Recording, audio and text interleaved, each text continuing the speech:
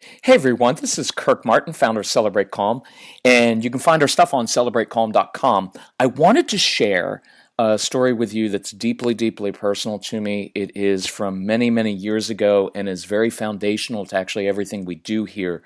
Way back in the day, we started out by working with kids, just these kids with ADD, ADHD, OCD, ODD, anxiety, depression, kids with sensory issues, kids kind of all along this spectrum, Asperger's, autism, and just strong-willed kids, kids who just didn't fit in school, kids who had loved to argue. You know these kids, right? They're your kids. That's why you're listening. So over the course of a decade, we had about 1,500 of these kids actually come into our home so we could work personally with them. And I would also work one-on-one with kids sometimes back in the day. And I remember the day that I met this boy named Tyler. And what really struck me then, and even now I can kind of feel the emotion in it, was this. Tyler came from a really good home, right? He had no outward signs of real trouble. But he had recently tried to commit suicide. And when I met this kid and I looked at him, it struck me just how much he looks like your child. Just like he looked just like my son Casey at the time in every way, and acted like him. And I thought, man, if this can happen to a kid from a good home like Tyler, this could happen to my son. It can happen to your child.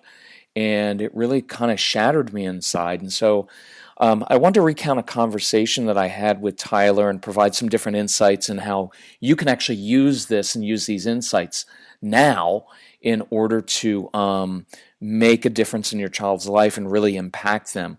So this was foundational to so many things. I mean, Tyler in many ways is responsible for us developing the ADHD University program, which is probably the most helpful thing we've ever done. It's the most comprehensive program we have.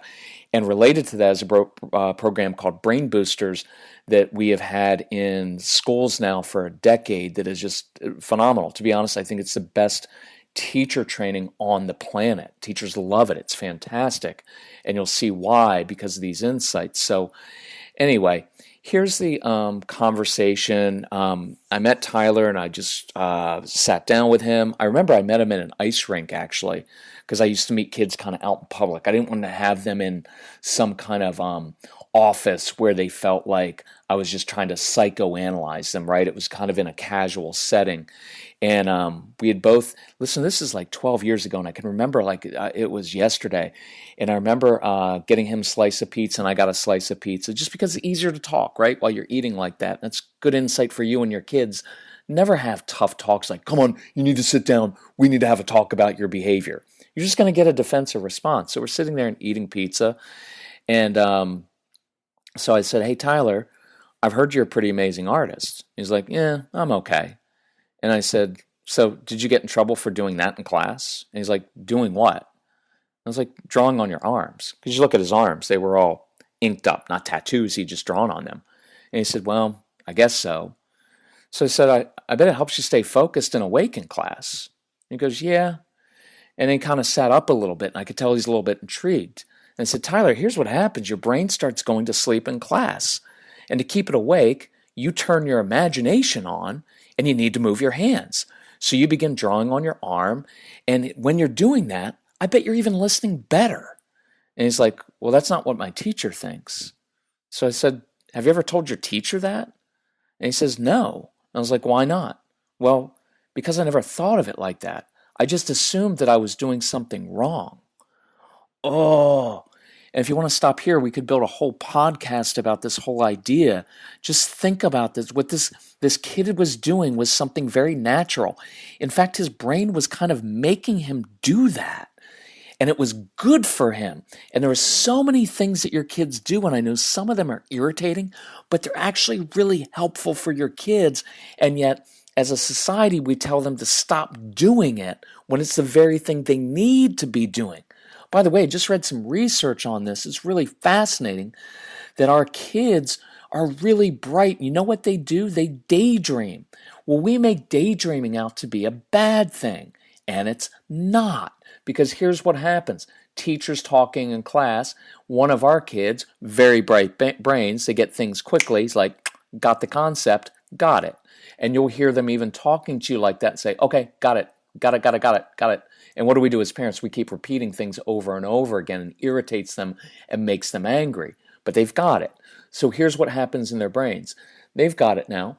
So they're going to be bored because sometimes teachers, like my pastor, repeats things again and again and again. And you're like, got the main point, dude. Let's move on. So in order to keep from being bored and the brain shutting down, it switches over into daydream mode and they begin to use their imagination, which in fact is a really good thing to do. When I go to church and my pastor's repeating his main points again and again and again, you know what I do? I always have a notepad, so I begin making notes for my next newsletter.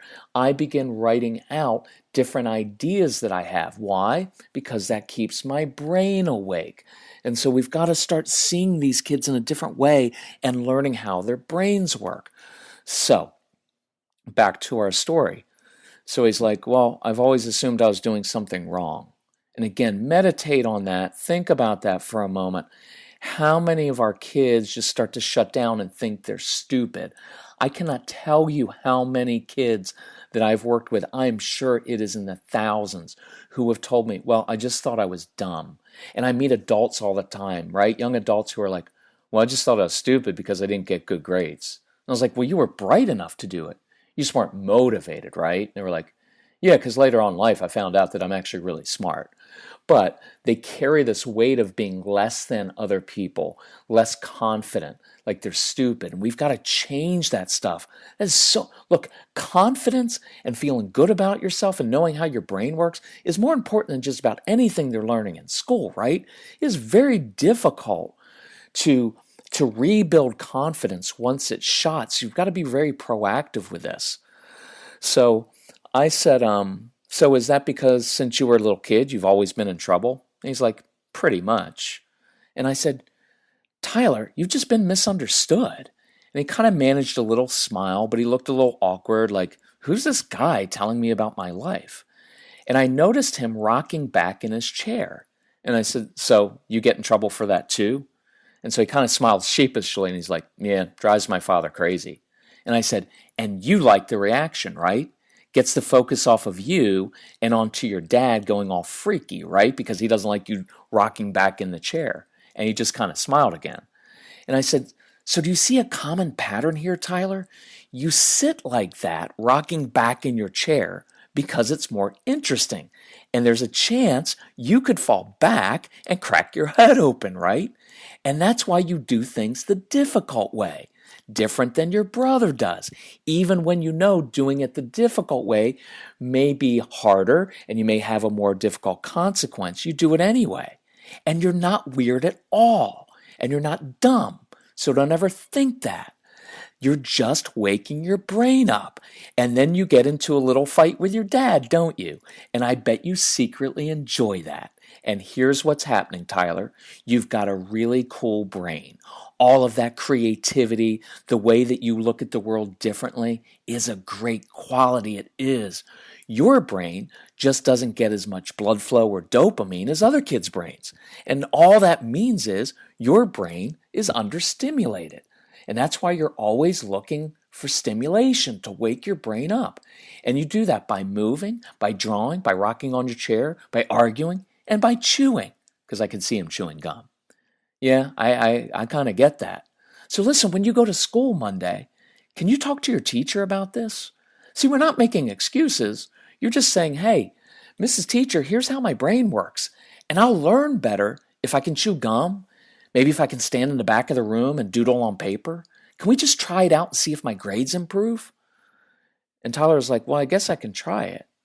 And I was like, well, do you like losing all your privileges at home? Well, sometimes I don't mind, he said. And I said, you know why? And he goes, nope. And I said, sure you do. So he said, it's a challenge?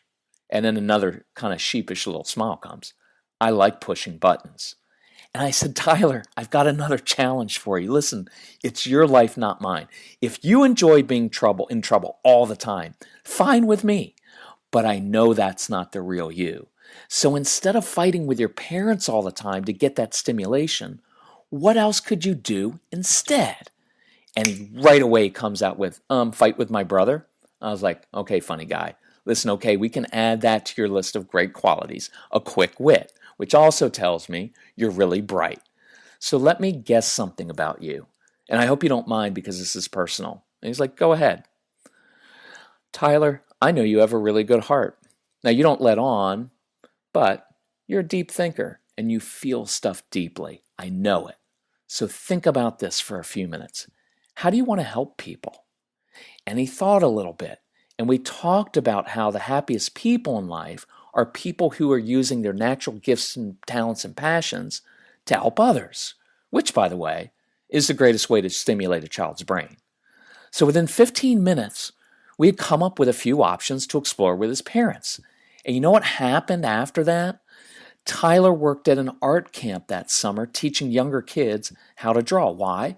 Because he's good with younger kids and he's great with adults. He's just not that good with kids his own age. Why? Because he's much brighter than them, but emotionally and socially he's a little bit behind, he's a little bit naive, right? Even with all that smart mouth, he's kind of naive and he's got this big heart and he struggles to connect with kids his own age, but he's really good with younger kids. So we got him working with younger kids, doing something he loves doing.